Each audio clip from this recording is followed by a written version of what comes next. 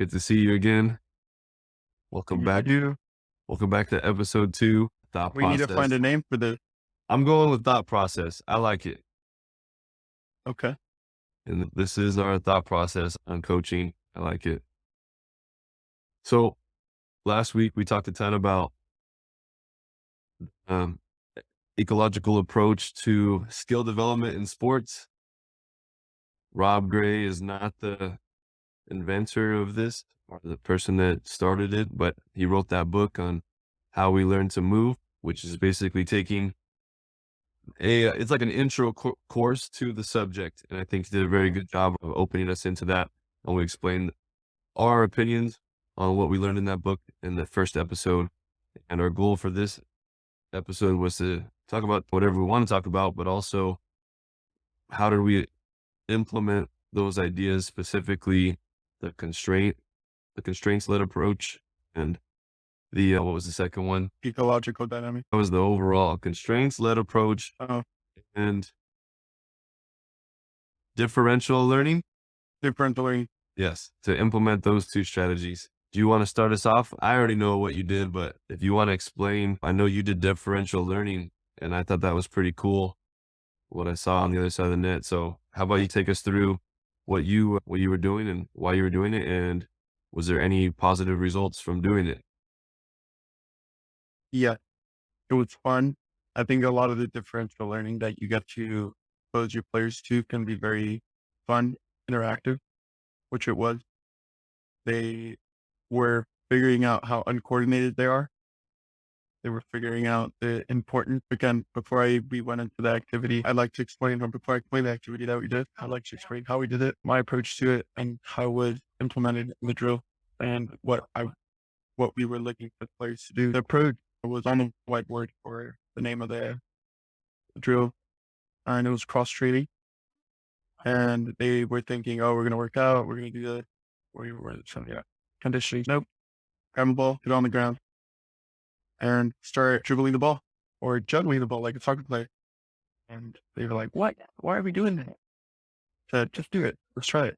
See how good you guys are. I think it started getting very competitive between all of them. See who could juggle it the most, putting them through different footwork things that soccer players do. I'm not a soccer player personally. I got to play soccer maybe 6 months top, but a lot of what I was implementing was a lot of stuff soccer players do, right? Kicking the ball with the inside of their foot, kicking the ball with the outside of their foot, and then lastly, finishing with juggling. And the concept or the idea you have behind that as a coach is their ability to have one foot eye coordination, being able to be balanced, considering you are most of the time on one foot while the other ball is juggling or moving the ball. And then I also did some partner work where they were stopping the ball with one foot, catching it with the right foot. Then they'll try with their left foot, stop the ball, catch it with the left.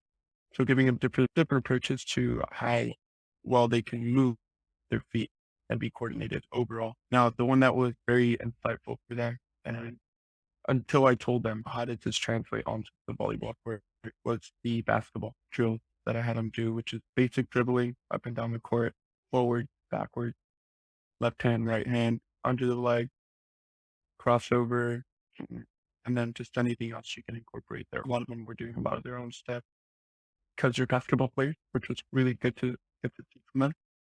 And they were actually starting to teach the girls back to them. But the one thing that I did see a lot of them start doing from the get-go, and something I didn't want to adjust or make an adjustment to, was that they were consistently looking down at the ground. And the way, instead of telling them, don't look down at the ground, I said, pretend you're a basketball player on the court trying to score. You need to see the basketball hoop. And immediately you started getting more players starting to look up. So I think that's one of the interesting ways that as a coach was brought up to my attention unintentionally, that I said, if you're playing basketball, you can't look down the entire time. Somebody's going to take that ball from you. And immediately you got people. Yeah. And then the defensive part transfer over to the volleyball court, that I had to explain. After bringing them in, a lot of them had trouble figuring out how it is or why it is that we're doing this, how it can transfer to the volleyball court. One of them said speed. I said, yeah, that definitely had to do with it. And then I narrowed it down to the eight concept or skill of volleyball. And asked, where do we see a lot of speed in volleyball? One of them said attacking, another said defense. I said, okay, we're getting there. So defense, let's talk about defense. He said, how does this dribbling activity, finding the hand-eye coordination, being able to be consistent with your dribbling, how did that translate over to defense? They struggled with that. And then I mentioned it too. A lot of the time in defense, you really don't have time to look at the ball hitting your platform. A lot of the time that ball is going to be found anywhere, I think, below your shoulders and above your knee, very rarely, or a lot of the time when it's a clean kill below your knees. But for the most part, I think a lot of the balls are hit anywhere from above our knee to below our shoulders. And specifying to them how this can transfer over is if we can be more coordinated with our hands and what it is that object it is that we're trying to control, if we can do it without having to look at it, just imagine how good we can become at the concept of defense and volleyball. Being able to move your body to a ball, but I don't have to necessarily look at the ball hit my platform to get a dig. Instead, I'm just going to feel for the games, be more coordinated. I find it hard to explain it myself now. What is that word that we use, right? I want to say feel. I want to say consistency, but that also doesn't. I don't feel like it sounds too specific or something that somebody can listen to and do it themselves. But getting a feel for that, right? Being able to control something without having to dribbling the ball. And in defense, being able to move your body one, but then being able to place your hands somewhere or your arms somewhere where you know you're gonna find that ball being hit at you. So that's the way I went through that differential learning and approach to that. And they had a lot of fun. And I think a lot of them did resonate with that explanation after I broke it down for them. I like the soccer one a lot because that was an example in the book. So one of the things Rob Gray talked about was that he hates cones. He hates cone work when it comes to training sports. For one, it's not realistic. If you were in a game and you saw a line of cones, so for soccer players, for example, they're told to, I don't know, that the term dribble in soccer too, right? When they have to kick the ball through the cones. Is that the right word? Yeah, dribble. Okay, I don't know soccer. He says that dribbling through the cones is a terrible way to teach the game of soccer, because if you were in a game and you were trying to score a goal and you saw he said candy wrappers, if there was like 4 orange candy wrappers on the field, you would just run them over. The problem solving would be to run them over. But I understand the intentions behind it is you want them to be able to move side to side through these things. But if they were put into that situation specifically, that's not the solution they would come up with. So it's not ideal way of training that. You could do that. But what is the idea behind it? It's to teach agility, right? I want you guys to be more agile on the court. In his opinion, there was no transfer of actual agility by doing it that way, that the actual agility came from playing tag with a soccer ball, which is basically what I saw you doing with them is, hey, try to take the ball away from one another, try to keep the ball away. So now they're actually not just looking down at orange cones, but they're having to be aware of the opponent that's in front of them, trying to take the ball away from them. They're actually having to come up with real agility skills or else they're going to lose the ball. And there's an initial outcome to that right away. So it's more game-like while working on agility. This is very interesting because I completely understand that 100%. I feel like we play tag as a warm-up a lot, and I understand exactly why they do it. It's teaching them to be aware of where's everybody at around me, and I don't Right. want to get tagged. And sometimes I might have to like, oh, I can't go that way, so I got to quickly break and go that way. So it actually teaches real life agility. And I think the part I liked it the most is having more information. There's a player I got to be aware of. There's sidelines that I got to make sure that I stay within the lines of. So it's giving them more information to make decisions off of, as well as having an actual goal versus just get through cones. But when you did that, I'm like, oh, sweet. That's out of the book. I think the Did it word with, did it with the basketball drill too, where they were dribbling or having to dribble. One partner had a ball, one partner did it. Defensive player and the offensive player, don't let the defensive player take the ball. So now you're having to dribble and also keep your eyes up on. And now that I think about it, I should have made it groups of 3 where 2 defenders are trying to take the ball away from one person. That would have made it more interesting. or trying to you got to try to get from one side of the court to the other, Yeah, yeah. the 2 people. There we go. And I think one thing that I've been focusing on is them being intent. We're talking about this category of intentful. And when we challenge them to do things that they're not used to doing, I feel like their intent is a lot higher. They're very much focused on something that Yeah. their body is not used to doing. And I think that's the idea of variability too, is if you're doing the same thing over and over again, it becomes redundant and they get comfortable and maybe they're not as focused as if you're changing up the situation. If we were to keep it volleyball focused, I find that I get the same outcome when I make them play left-handed because their Mhm. body's just not used to going like that Right. without their left arm. It's, oh, dang, I got to really pay attention here in order to keep my left hand or in order to keep the ball in play. So I'm like, oh, this is interesting. And even if there's no correlation, maybe this is all bogus and the left hand thing isn't helping them at all, but I think it is. I at least know that it's getting them ready for practice, right? It's getting Yeah. them ready. Oh, It's absolutely. teaching them to be intentful going into the rest of the drills. Absolutely. So that Yeah. was cool. Priming their thought process, and let alone the physical activity, but also the mental part of it. Yeah. So that was cool. Did you see any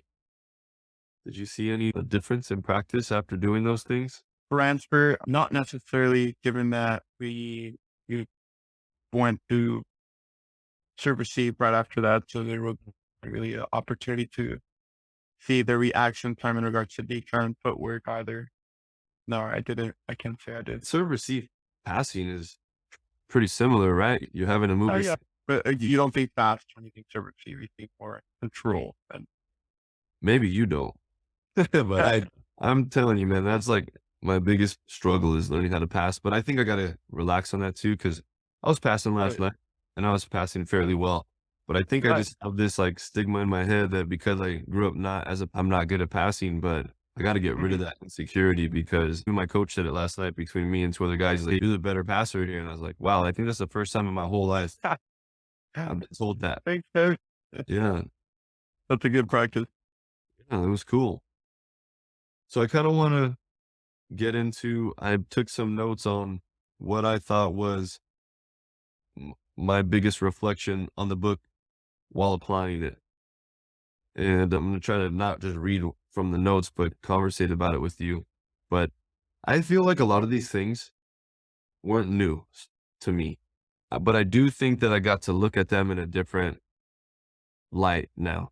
So like, for example, we do a lot of small games already. I do a lot of 2v2, 3 versus 3, small court drills, short court drills.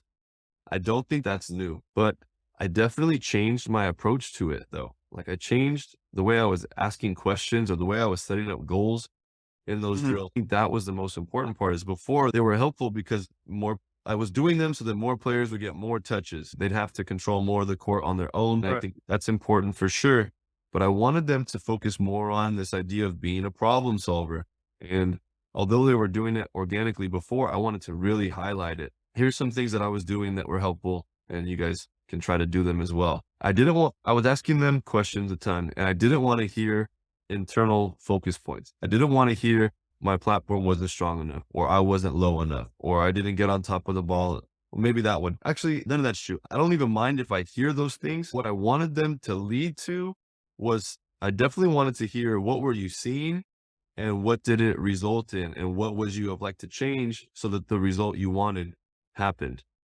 I don't mind if you talk about the internal things, but I want to hear that an example would be I got to get lower so that I can get under that ball. So that way my angle feels or is directed in the right place to go that way. Okay. You had a plan. You were talking about a bunch of pieces, including yourself, not just yourself.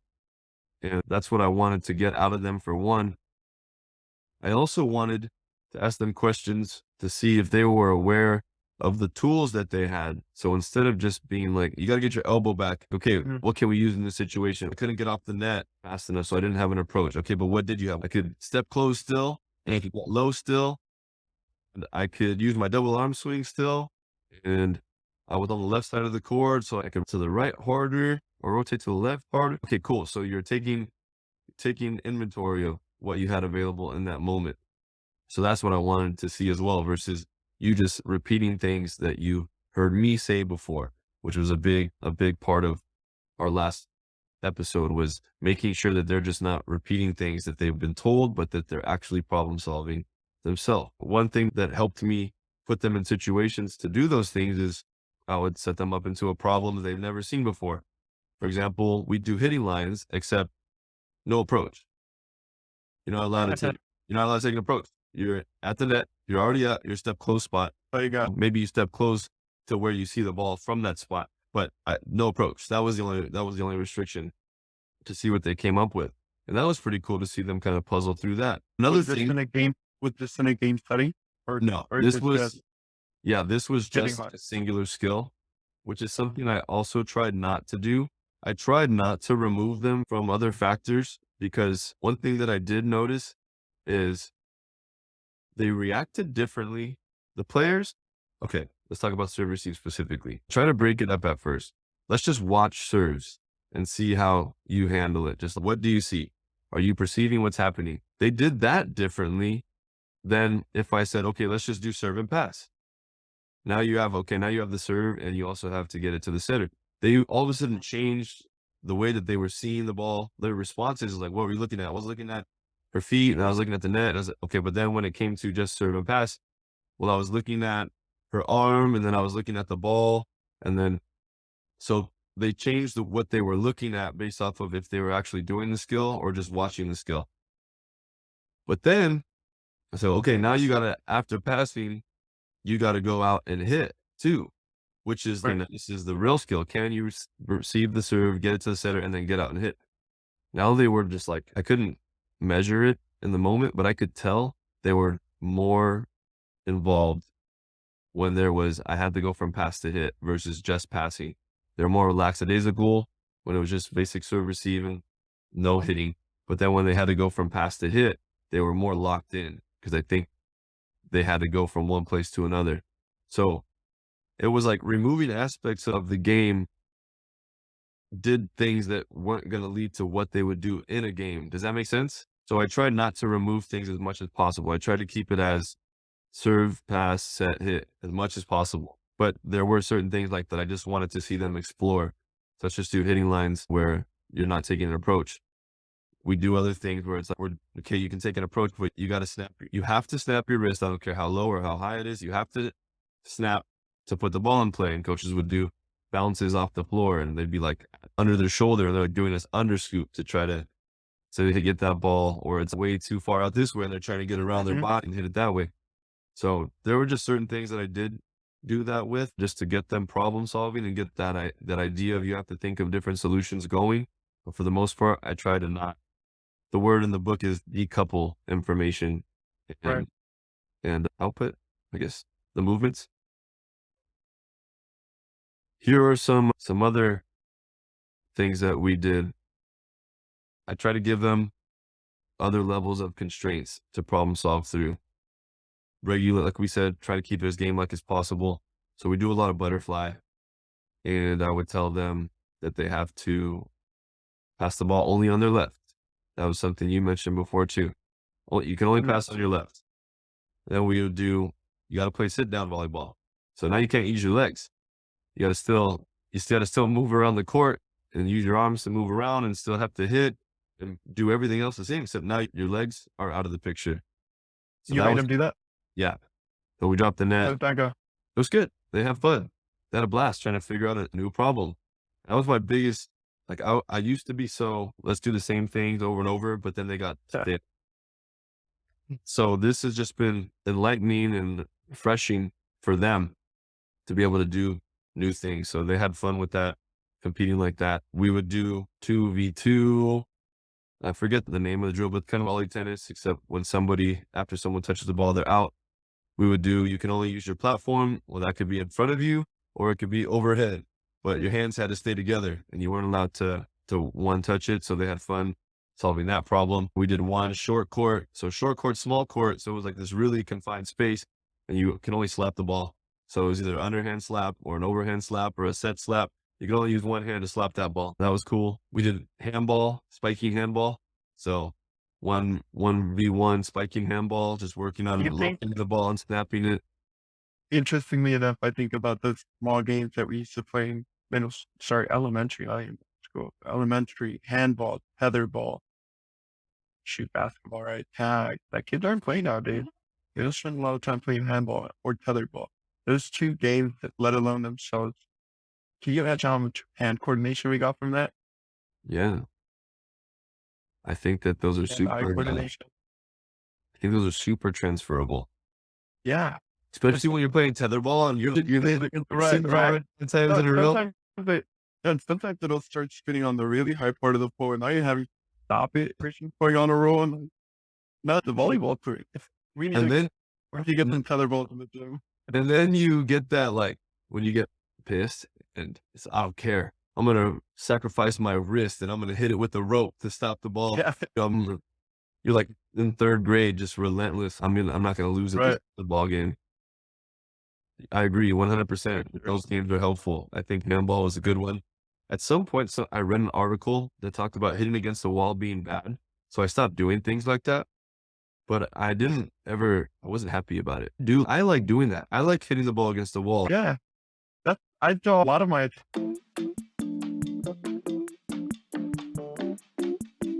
love. Okay, now I hear you again. I'm good. Yeah. Cool. I lost my train. What was I saying?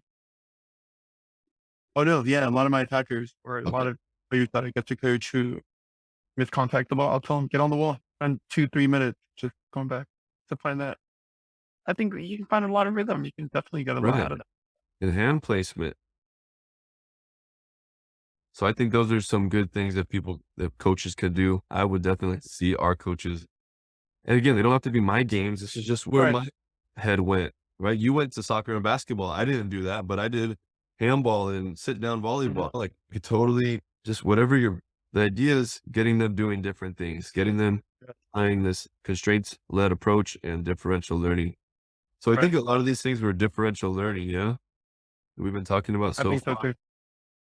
They can be honestly combined. A lot of differential stuff and Yeah. I'm having a hard time separating the 2 completely, which is I don't uh even think necessary. They're getting better.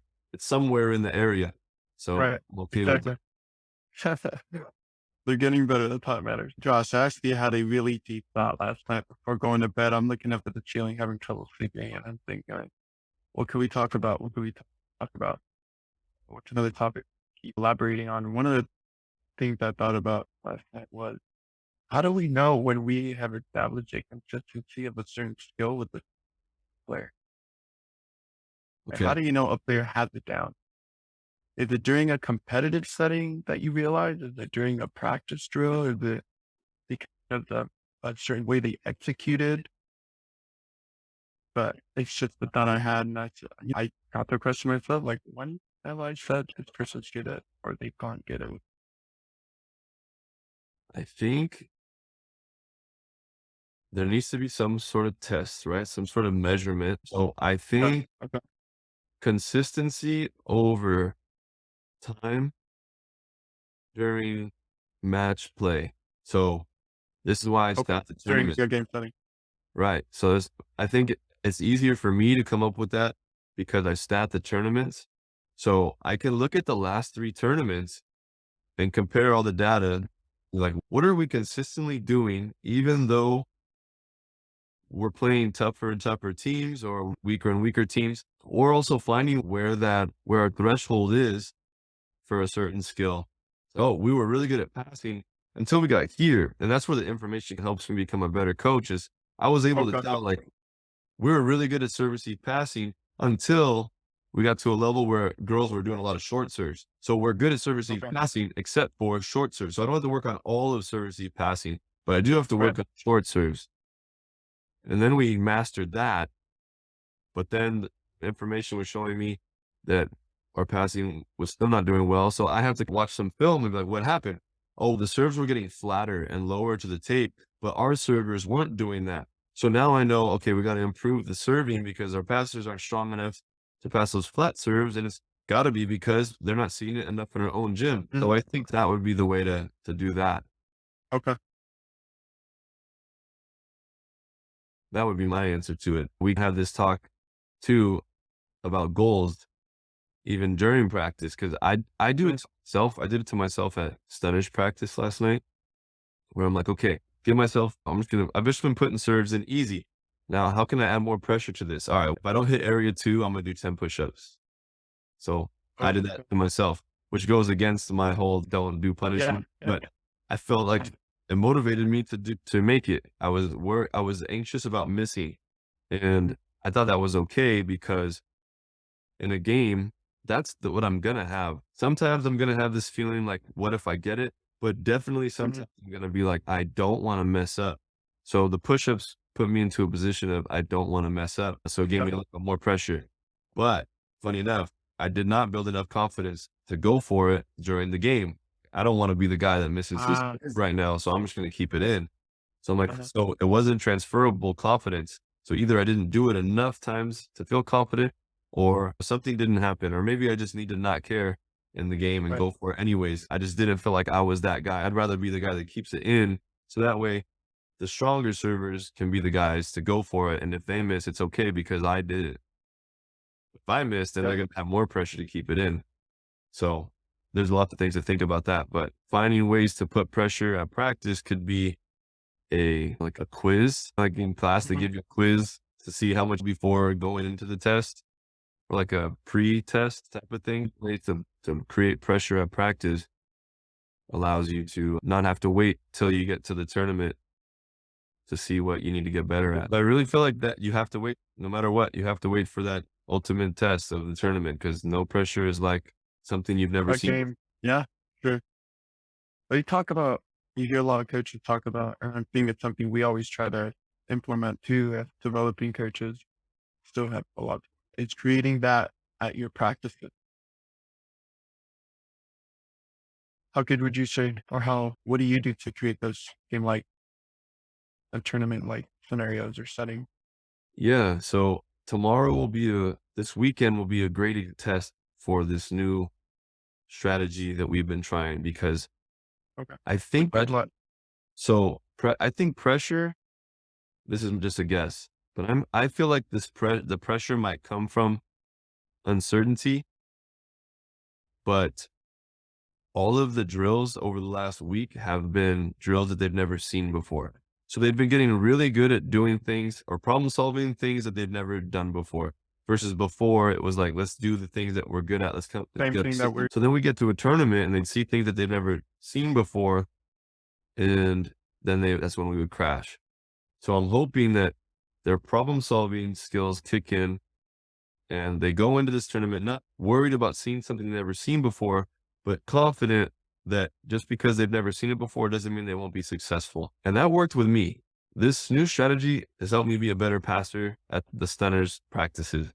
Before, I'd be super like, I got to get low, I got to get my arms out.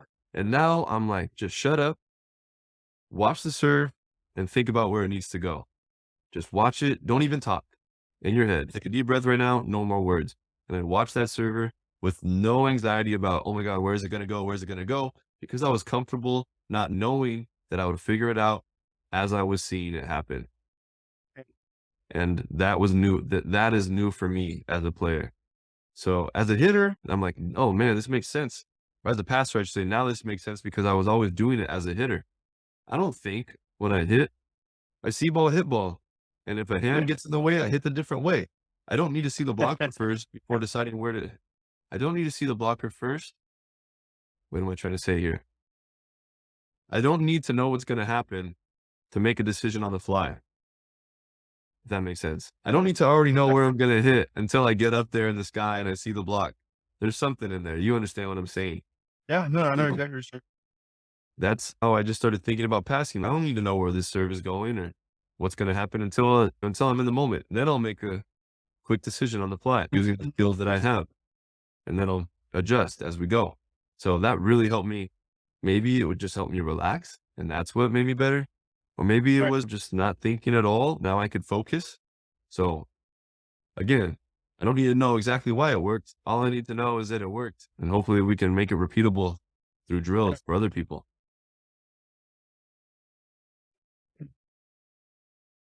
Let's That's getting more into the psychological aspect of the game, which is, yeah, I think, again, self-talk. talking about what kind of players we we currently have in front of us. I think it's more less psychological and more physical in regards to strains and constraints. Yeah. I want to talk about the constraints I used at practice. Okay. So you saw me messing around with antennas and Yeah. ropes across the net individually, but also together. And that was super fun because it's like creating these targets on the court using blocking pads, just randomly throwing a blocking pad up, blocking their line or blocking their angle, and having to do that quick reaction of, oh, that's not available. Go this Mhm. way. So those were fun. The ropes across the net were great for serving under. I did the antennas, like leaving 2 balls lengths worth of room on the sides and then the rope. So now you just have these 2 little slots on the sides. And this was very interesting because nobody sorry, one person hit it one time. That's all that we needed was one person hit it No once. way. Yeah, and they were very excited that they got it, and other people were a little upset at the beginning. So, Still, and this was a game changer. This was a game changer for my team because they realized that even though that they didn't hit the initial target, I mentioned to them, I was like, "Hey, I know you guys feel like you failed, but at the end of the day, I didn't really need you to hit through that target. What I subconsciously was making you do was not hit middle back, and not one serve went to middle back. You guys were all zoned in on hitting these lines, and yeah, you didn't get it right in the zone, but they were in a bigger zone that was still, in my eyes, okay to hit, as long as you but didn't serve middle back." And they were like, "Whoa, that's crazy. Even though I didn't hit this one spot, I still was close enough to where I felt successful." And that just, oh my gosh, Jocelyn said something, and she's usually my most mentally weak person on the court. She makes a right. mistake and she's so upset. She said, what did she say? It's in my notes here somewhere, but basically she said, I finally realized that I need to make mistakes in order to learn. Wow. And what's funny is this kind of goes back to they need to discover things on their own. She already knew that, but I guess Mhm. she didn't. I've told it to her. Let's say that I've told it to her. She knows the words, but until she figured it out first, she So, didn't yeah, she didn't actually get it. So why did that happen? Here's my best guess is she finally got rid of the internal factors. My elbow wasn't high enough. I didn't look the perfect swing. I right. think that's why it becomes so negative is when you go inward, it's either all or nothing. Either you did it, either every part of your body looked exactly how you wanted it to, or it didn't. It's all or nothing on the internal factors, I feel. But as soon as it was away from her, it wasn't about her or her body or movements. It was that spot on the court. She could visualize like I was close. I didn't hit it on the dot, but I was close. And with every attempt, I got closer where she couldn't feel that way about, oh, my elbow was back. Oh, my elbow was more back. It was either all or nothing under that circumstance. So this kind of gave her like this, oh, if I keep trying to get a little bit closer and closer, and close is good enough versus before it wasn't. Like elbow being back was either all or nothing. So it's given her this new spectrum of like, hey, I have progressing versus Right. all or nothing. And Right. that was big. And again, that might not be what happened. At the end of the day, I don't care why it happened. It worked. Something worked to Right. get her to think that. I think it's definitely speaks a lot on what we can offer as coaches to our players, but what they're going to use and when they're going to use it. I think through, especially as we want to tell them until we expose them to it through the way you went about it, the tenor, the bro, whatever other way your players are figuring that out. It's when they start to really implement those philosophy cues, the quotes, the Yeah. guidance, the coach. I think it has a lot to do with, have you heard about this story about like aiming for the bullseye on a dartboard? Have you heard about this? Like, Sure. if you aim for just the whole board, you might hit it or somewhere on the wall. If you aim for the first row, you might hit it or you might hit somewhere on the board, on the box. If you Okay. aim for the inner circle, you might hit somewhere on that other area you're aiming for or in the inner circle. But if you aim for the bullseye, you might hit close to it or the bullseye. So it's smaller and smaller you make what you focus on, the closer and closer you're going to get to hitting it. So before the goal was the box and you were hitting the wall, but now your focus is the bullseye and you're hitting really close on the small circle of the board. Okay.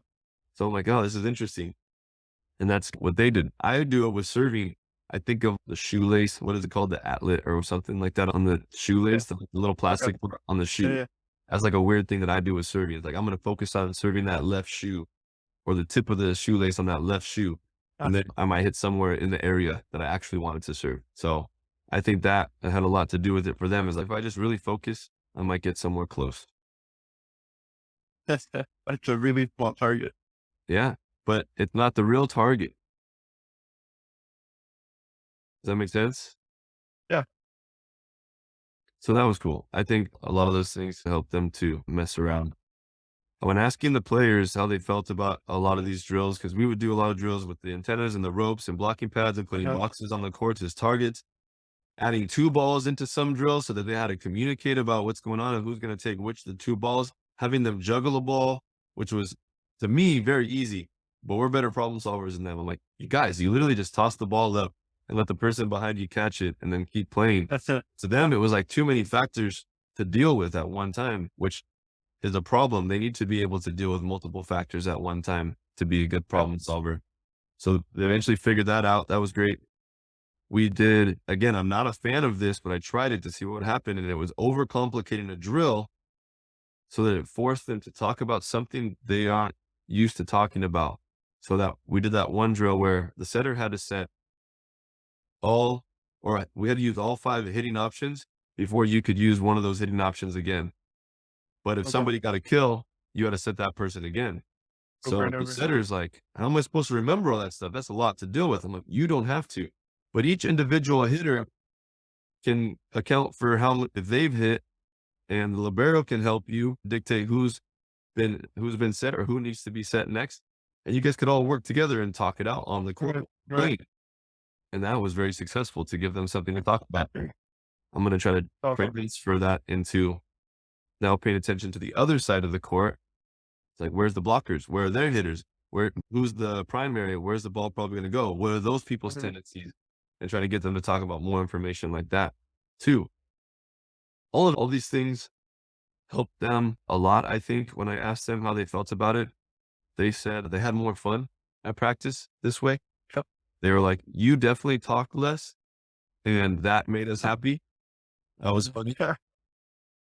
and I know that, but I Right. still talk, and I try not to, but I know that, and they liked it a lot that I was talking less.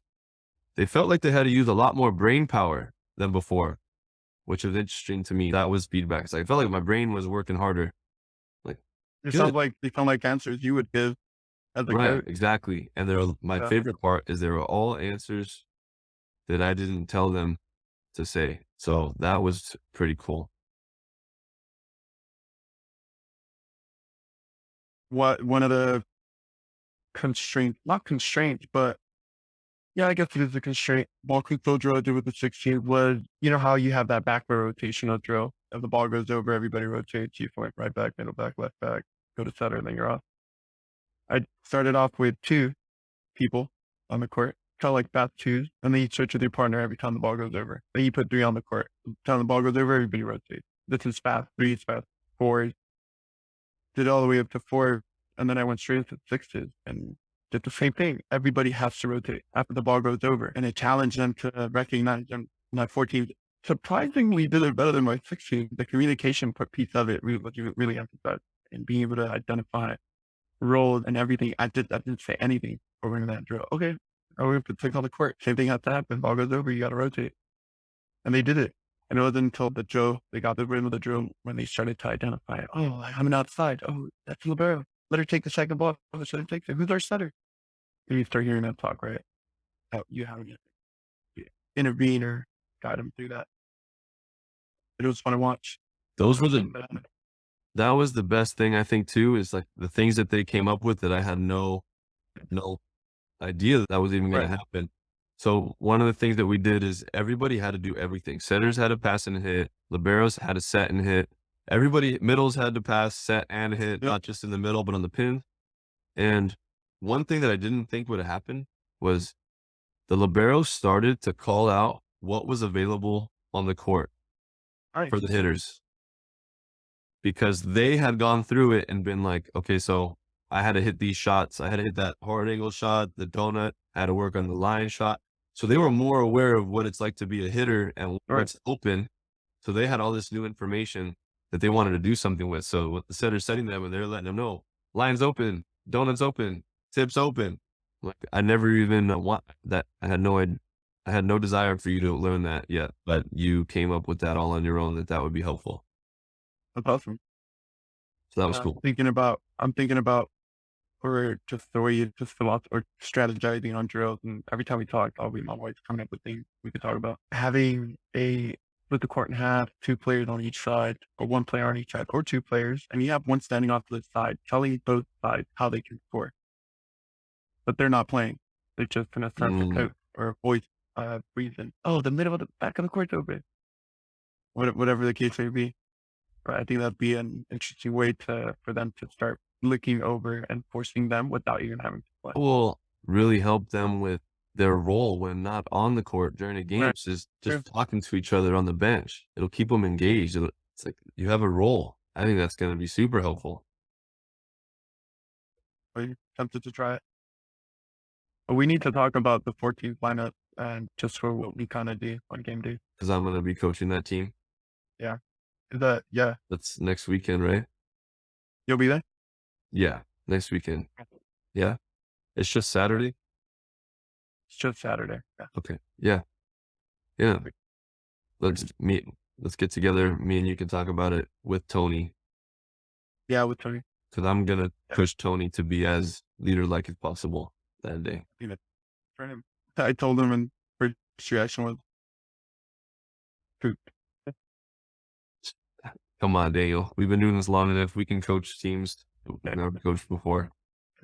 And, It doesn't take long to figure out what works and doesn't work. What's hard is getting them to do new things. So the last thing I want to talk about is how I've seen how this is going to help these guys in the next generation. So I try to have one conversation a week with Charette. I text him. He doesn't text me back a lot, but I know he's busy. So what will happen is he'll just call me one day on a drive to practice and be like, hey, I've been meaning to get back to you. I want to talk about some things. I want to hear what you're learning. And so we talk things out and I ask him questions back about what he's working on. And he said that him and another college coach buddy of his, that they watch a lot of pro stuff and he was watching pro stuff and came to the idea of having a 4-passer lineup that would be very helpful for them, like getting the oppo involved. And because they had an yeah. oppo that was able to pass, they were going to start to do this. This is something that I always disliked as a passer was 4-man passing. So I've never done it. I've never made anybody do it. I've always just been against it because With I your felt, team? yeah, I've always felt against it. I feel cramped as a player. I feel like I'd rather have a bigger seam that I can move into and feel freer than feel Mhm. and having to pass like this. So I never did it.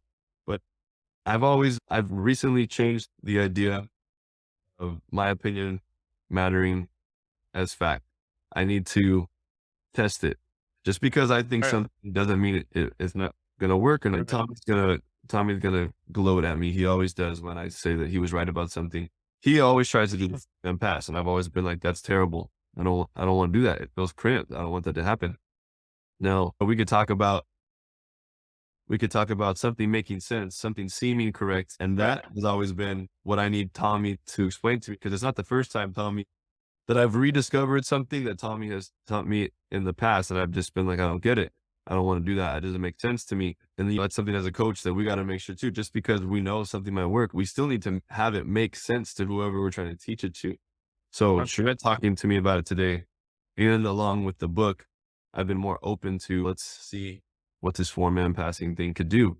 Yeah. But he came to that conclusion, like, I want to try this because we're getting served a lot in certain seams, and I want to get my libero pushed over more into the middle of the court during certain rotations. So he said it's been helping him out a lot. And he said Right.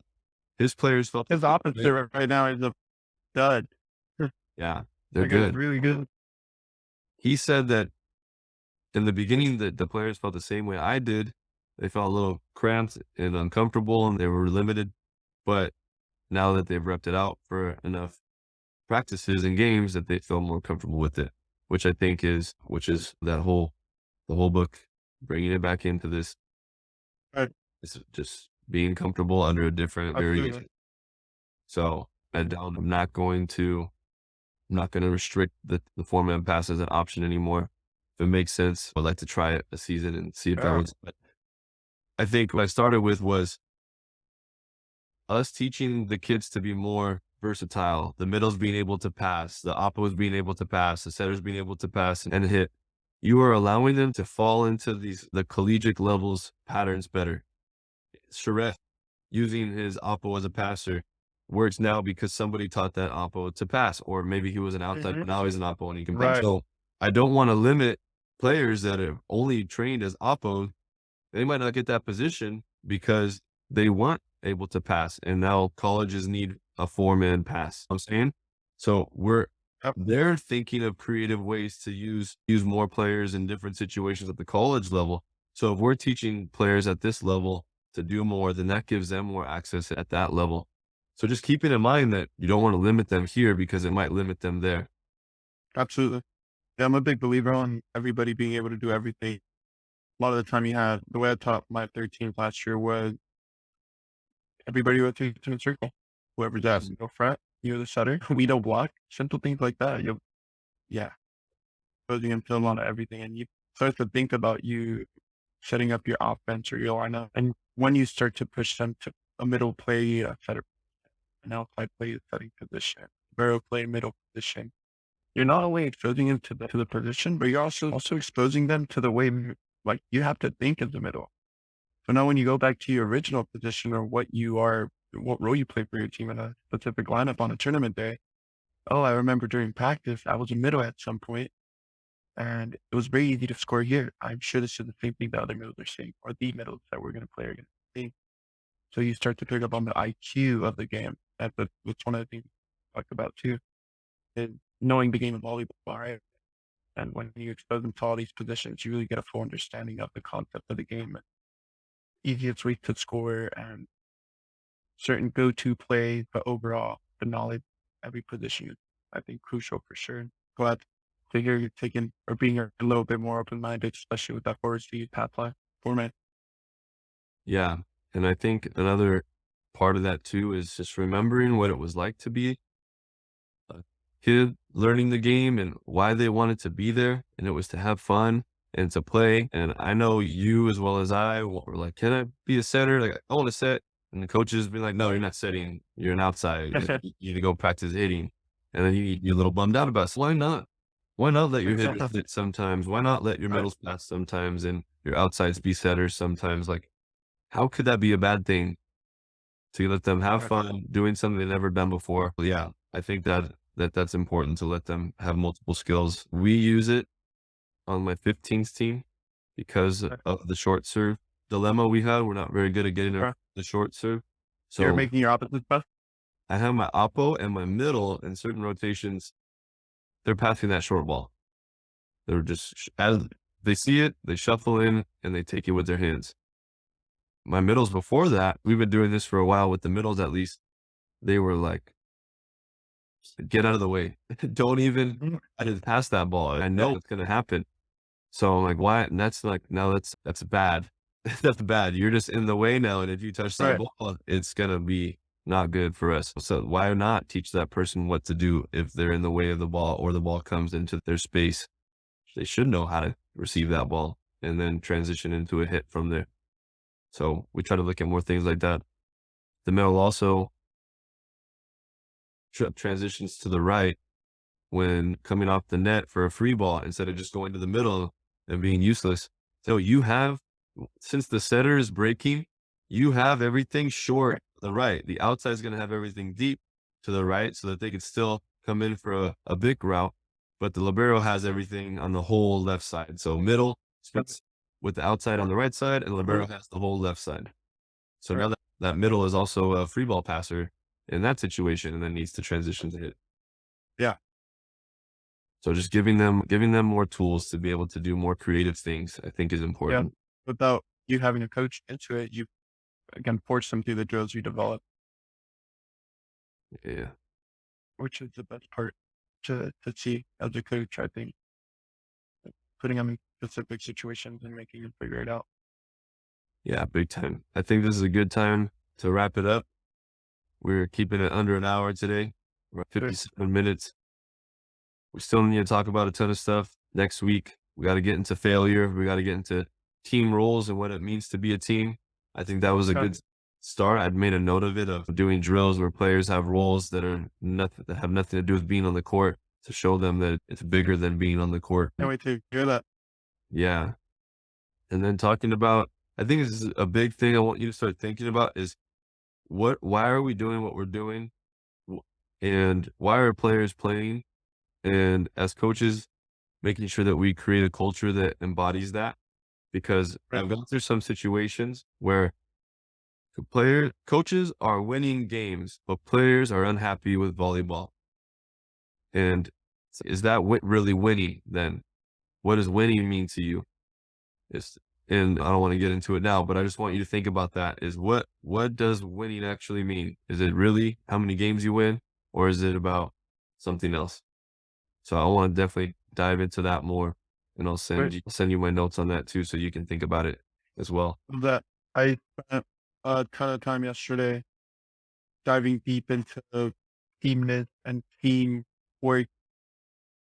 Interestingly enough, I wanted to make that or suggest that as our podcast name, but team, not word, but word, Team word, team word. explain that to me. We taught like we're team. We work as a team in volleyball, and we use a lot of analogies. I mean, in any sport, as a coach, as a player, but it's not very volley specific. The name, Yeah, I, what we talk about relates to a lot of that title word, teamwork. Just I like it. We'll think about it.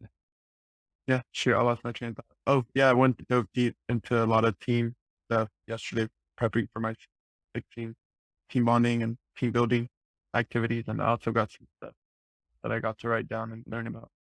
How'd that go? How did the whole team bonding? Oh, it went great. It went great. We did a lot of sharing, did a lot of peer share. I wanted to really delegate a lot of the work towards them. I sat back and watched their feedback to each other, made them go up and write things in front of everybody, and just challenging them to break outside of their little shell and become a little closer. There seems to be a big gap between a lot of them. So I'm trying to break that barrier that they have, whether it's, I don't know what it could be. I think a lot like your 15 team, we have a lot of those foreign girls who hang out a lot of the time, and then I have those other 5 girls who kind of hang out, and those other 5 girls make a huge difference to the team.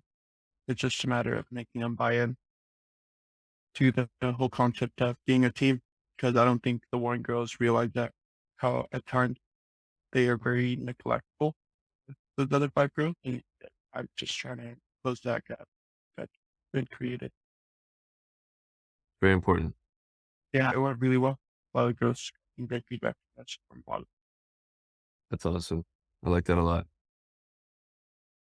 yeah. Cool, Tedious, man. however, I spent a lot of yesterday, like thinking about how I was going to do it, what was going to be said.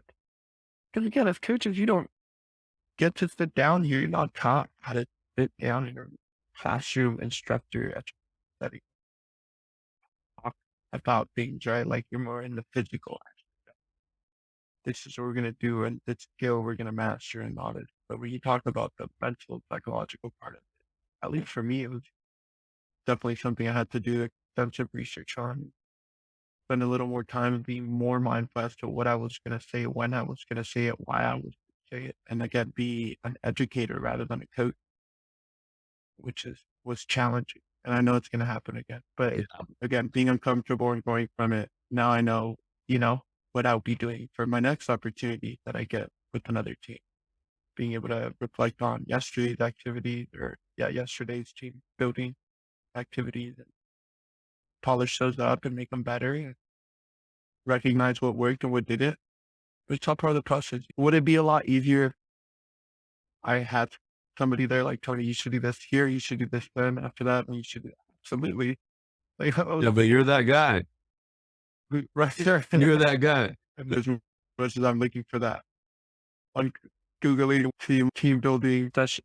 I don't know, it's just Yeah. anything with team on YouTube, but I'm hoping to come across like live video or just a recording of a coach going through some team building stuff and like me, oh, you did this, I'm gonna do that too. Now it forced me to really Yeah. break out of my shell What you and could really feel do is learn from others, but try to find a way to apply it to your yeah, very specific, unique situation. right, Nobody else knows what you're going through, and nobody else has that exact 15 different mhm, personalities and age groups at the same right, time. I have that same problem when people ask me for guidance. I'm like, dude, I have no idea what your team is. right, I have an idea, but not as well as you do, right? So as I can you, give some tips, but you have to end up coming up with a solution. And even if you're wrong, right, trying your best. Try your best, and then you'll learn from your mistakes, which is exactly, exactly what we're asking from our players. So it's perfect, full circle. yeah, that's true. And it's something you get to share with them too. Yeah, like, just know I'm struggling up here. This is Yeah, tough, I'm but very it's not honest my and fault. I'm very honest and transparent with my players. Hey, Yeah, we're all if you guys have any ideas, I'm always learning too. And if you guys want to do something, let me know. If you guys really like a drill, that's why I'm always yeah, asking for feedback.